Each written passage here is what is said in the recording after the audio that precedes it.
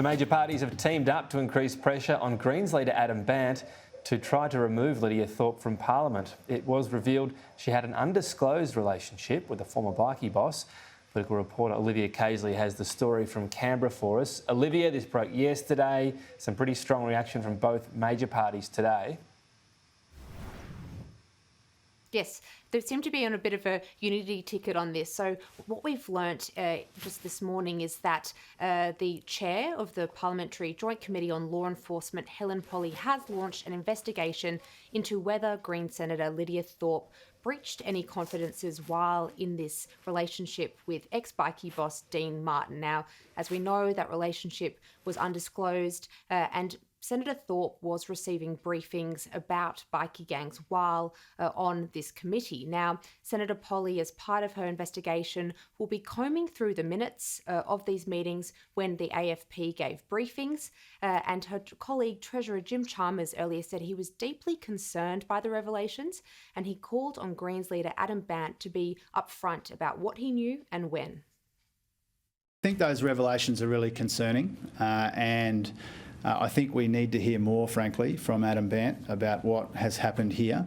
You know, Australians have got a right to expect that the parliamentary oversight mechanisms through the committees and the oversight of our legal system is, you know, based on the most appropriate disclosures.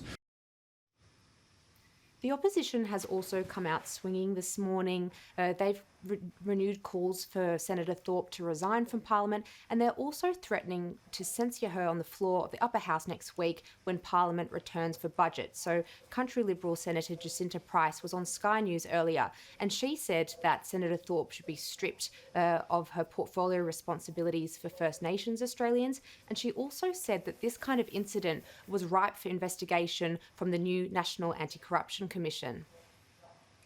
Marginalised Indigenous Australians deserve much better than this. We deserve better as Australians in terms of representation in federal parliament, and there's been a list of transgressions that this senator has made and has very rarely been held to account for her behaviour. And this is, I think, this has to be the final straw.